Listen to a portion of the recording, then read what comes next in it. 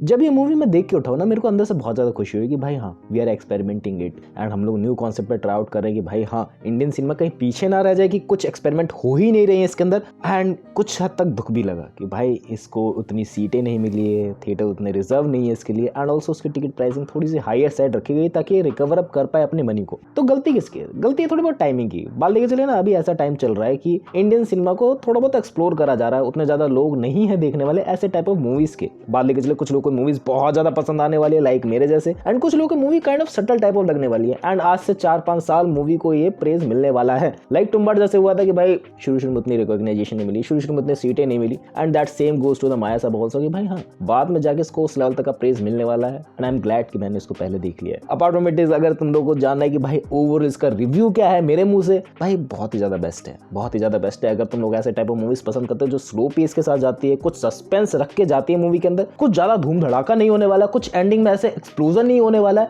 But हाँ definitely कहीं कहीं मूवमेंट, कहीं कहीं ऐसे सटल चीजें डाली गई जो देख के तुम लोग को इतना ज्यादा खूबसूरत लगेगा ना, तुमको देख के इतना ज्यादा आश्चर्यचकित लगेगा कि भाई क्या चीजें बना दी है डायरेक्टर ने। एंड इसका डायरेक्टर ओवरऑल कौन है, यू ऑलरेडी नो कि भाई तुम्बाड़ जिसने डायरेक्ट करी है। एंड तुम लोग को पता है राही अनिल ने ये दूसरी अपनी मूवी बनाई है जिन्होंने पहले तुम्बाड़ बनाई थी, एंड नाउ दैट्स। एंड अगर तुम्बाड़ की स्ट्रगल स्टोरी तुम लोग नहीं जानते तो भाई उसने बहुत ज्यादा स्ट्रगल किया था अपने लॉन्च से पहले कि भाई बहुत ज्यादा रीशूट्स हुए, बहुत ज्यादा प्रोड्यूसर्स के पास उन्होंने चक्कर काटे थे, एंड तब जाके तुम्बाड़ बनी है। एंड माया सभी की बात लेके चले तो भाई अपने आप में ये कुछ यूनिकनेस लगती है। बात लेके चले इसके टाइटल से ही यूनिकनेस लगती है, माया सभा, माया की एक सभा, काइंड ऑफ फिल्मोग्राफी से रिलेटेड समथिंग चीजें, एंड एक ऐसा थिएटर जहां पर छुपा हुआ है 40 kg सोना, आई थिंक 40 किलो सोना, तो पता नहीं कितना सोना था, मैं भूल चुका हूँ।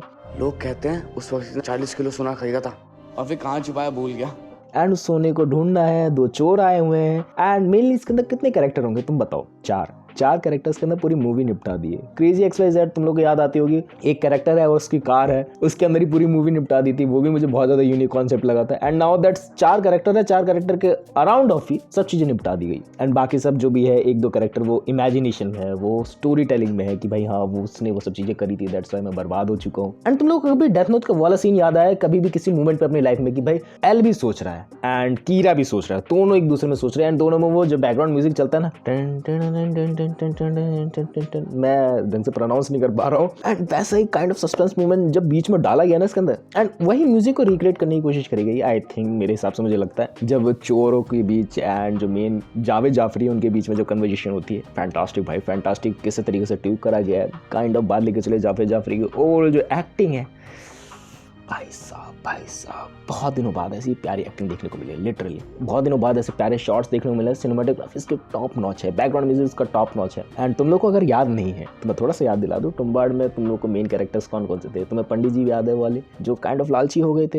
एंड लालची होने के बाद वो जब गुफा के अंदर गए थे तो एट देन क्या हुआ था तुम लोगों को पता है, हंसता ने क्या करी थी चीज़ें। एंड वही इनमें रिटर्न आए, एंड उनका नाम है दीपक दामले जो राघव के कैरेक्टर में थे उस टाइम पे, एंड नाउ वो दोबारा से रिटर्न हुए हैं। एंड पांडुरंग तुम लोग को याद होगा कि भाई मोहम्मद सामद नाम है उनका, आई थिंक मैं ढंग से नाम नहीं प्रोनाउंस कर पा रहा हूँ, सॉरी फॉर इट, बट अब की बार वासु के कैरेक्टर में वो वापस आया। भाई चारों की एक्टिंग ना, जो चारों की एक्टिंग वो टॉप नॉच है भाई जावेद जाफरी तो अलग ही जगह पे है, वासु की बात लेके चले, मोहम्मद सामिद की बात लेके चले वो अलग ही जगह पे है, एंड चोरों की बात लेके चले दीपक दामले, एंड उनके साथ एक और है मैं नाम भूल रहा हूँ उनका भाई, कि जो टॉप नॉच थिंग है ना कि भाई सबकी एक्टिंग में कहीं पे भी कमी नहीं देखने को मिलती है।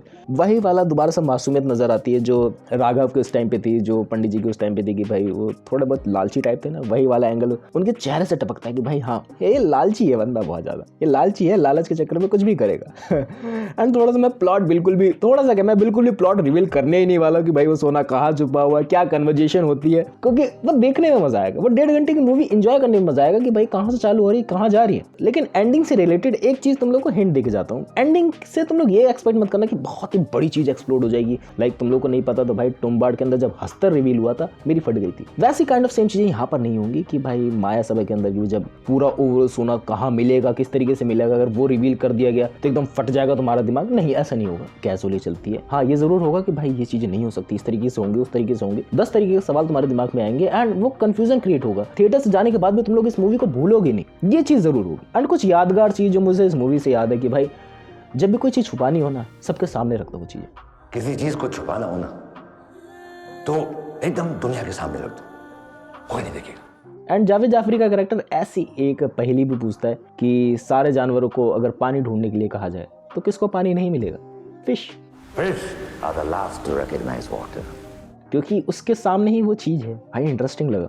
एंड इसके अंदर जो कबीर का एक दोहा इस्तेमाल करा गया है उसका बड़ा डीप मीनिंग मुझे लगा। माटी कहे कुमार से दो क्या रोंदे मोहे, एक दिन ऐसा आएगा मैं रोंदूंगी तोहे। मैं थोड़ी देर के लिए डीप थिंकिंग में चला गया इसके बाद। एंड तुम लोगों को मेरे डायलॉग, तुम लोगों को मेरी ओवरऑल चीज़ें बहुत ही ज़्यादा स्लो पेस के अंदर चीज़ें पसंद नहीं आ रही होगी ना, ये मूवी तुम्हारे लिए नहीं है। लेकिन अगर तुम्हें मेरी स्लो पेस वाली चीज़ें पसंद आ रही है, स्लो पेस वाली एडिटिंग पसंद आ रही है, स्लो पेस वाली बातें पसंद आ रही है, तो डेफिनेटली ये मूवी भी तुम्हें पसंद आने वाली है। क्योंकि काइंड ऑफ ये एक बंदा दूसरे से बात कर रहा है, उसी कन्वर्जेशन को तुम लोग को सुनना है एंड उसके आगे गेस करना है क्या चीज़ें हो सकती है। इसके अंदर ज़्यादा चीज़ें स्पून फीडिंग वाली नहीं है कि भाई तुम लोगों को ऐसे चम्मच से खिलाई देंगे सब चीज़ें। नहीं, तुम लोग को समझना है कि भाई हाँ, वो बंदा चला गया छोड़ के, वो सब चीज़ें क्यों हो रही है, वो बंदा है यहाँ पर क्यों है थिएटर्स के अंदर, उसके साथ क्या चीज़ें हुई थी, क्या वो सही है कि गलत है। You don't know, you have to guess it, you have to guess it. जैसे टुम्बाड़ के अंदर तुम्हें ग्रीड का मामला खुद ही निकालना था कि भाई वो लालच आ गई थी तो बहुत एक्सट्रीम लेवल पर चली गई थी। काइंड ऑफ सेम चीज़ें इधर भी, not in a big budget scale पे बनाई गई है। ऑलमोस्ट इसका बजट बहुत ही ज़्यादा लो है जितना मेरे को सुनने में आ रहा है। अगर ऐसी मूवीज बनती रहे तो भाई एंटरटेन होते रहेंगे हम लोग। बॉलीवुड को गाली इतना कम देंगे। नए टॉपिक्स आएंगे अपने पास। बाकी जो भी मेरे को चीज़ें लगी मैंने तेरे को बताने की कोशिश करी आई थिंक। और भी कुछ रह गया कि इसके बारे में पता नहीं, इसके बारे में जितना बोलूँ उतना ज़्यादा कम लग रहा है। बट टॉपिक मैं तुम लोग को रिवील नहीं करना चाह रहा हूँ कि भाई क्या है अंदर मेन मसाला इसका। एक चीज़ तुम लोग को एंड करने से पहले बता देता हूँ कि भाई that is a not horror movie, that is a suspense वाली मूवी। कि भाई हाँ, सस्पेंस भर भर के डाला गया है।